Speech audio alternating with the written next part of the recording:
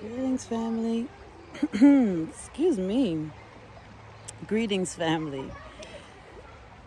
As my youngest would say, voice crack. Excuse me. Greetings, family. It's Empress D here. I'm obviously in a wonderful nature spot. I'm here actually sitting and relaxing and contemplating things, and I'm actually sending a lot of energy to everybody out there, hoping that they're taking time to do the same, getting out in nature and actually taking time for themselves and working on themselves and bettering themselves, and basically really getting to know themselves. That's what I really hope people are getting to do is getting to know themselves. And so when I speak about coming out in nature, family, or anything that I speak about, the whole purpose is to get to know yourself. So when I come out in nature, I do not come with distractions. So I don't listen to a podcast, or I don't listen to music. I don't talk on the phone, respond to emails, that kind of thing. Don't get me wrong. I'm not to say that I don't. I make a point to make sure that I have an hour where I'm just me and nature. And the whole purpose for that is to connect to myself, right?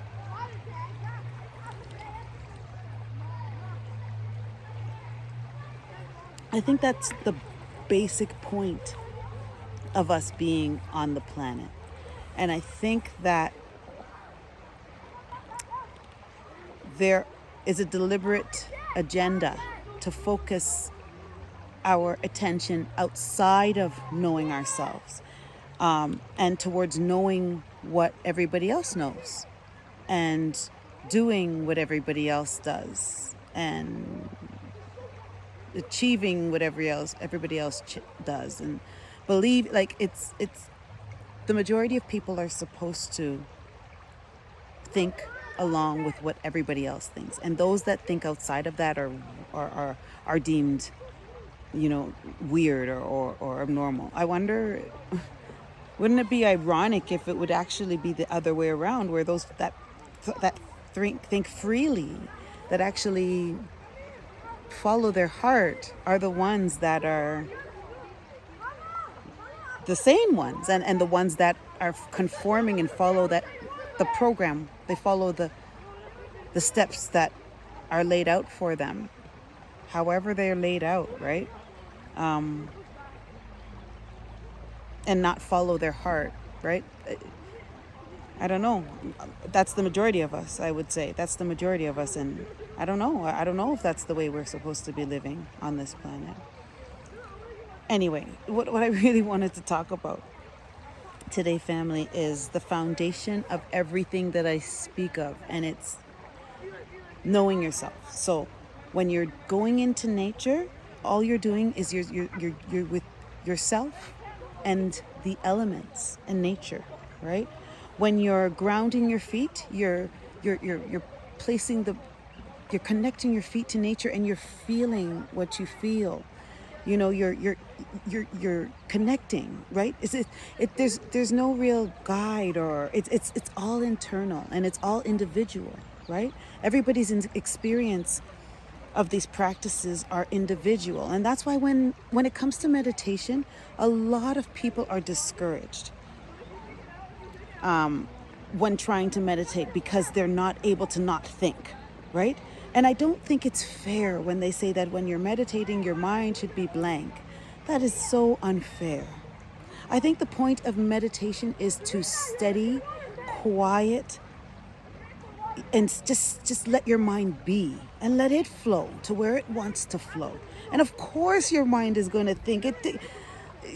The thought of not thinking is actually a thought, right? So that's preposterous. I think the whole goal is to allow the mind to go where it wants to go, and not judging, and allowing the mind just to do its thing, and just steadying and following that train of thought, or that mind pattern, or that buzz, or that light that you see, or whatever it is when you meditate, whatever it is that when it happens for you. that's just what it is for you. And please, family, don't let a stereotype, and I feel like another program, a stereotype of what meditation should be, discourage you from what your experience is individually, right? It's really not complicated. You can start with just 5 minutes a day, just in a quiet space, just you and nothing else, no distractions, just you. And just 5 minutes. And then you keep increasing that into a number that you're comfortable with, right? And it changes your brain chemistry, family. It does. I don't know. I think that these are things that we should be teaching our youth, right? If they, when you're able to quiet your mind, let me tell you what you're able to do. When you're faced with a really stressful, challenging situation, instead of panicking, you quiet your mind. It's automatic because you know how to do it, and you know when you do it, brilliant ideas come. And I'm telling you, and that's why so many fantastic ideas of mine come when I'm out in nature. Really, family. And I attribute it to my practice of actually meditating and actually coming out here, because coming out in nature is a form of meditation. Dancing, when you're in a zone, is a form. Anytime you're in a zone is a form of meditation. So for some people it's dancing, playing an instrument. Some people it's singing. You can meditate in a variety of different ways, family. Just make sure that you're spending time. That's what I mean when I say spending time with yourself. Doing something that's going to nurture and nourish you, family. And I can't tell you what that is. Everybody has to individually figure that out. And that's the whole fun about it and the journey about it, right? And that's why each and every one of us has our own unique journey that we can't necessarily coach the other on, right? Family, I hope that you guys kind of were getting what I'm saying, and I hope my message is clear. I really thank you guys for taking the time to listen to what I have to say, and I really do love and value each and every one of you, okay? One love.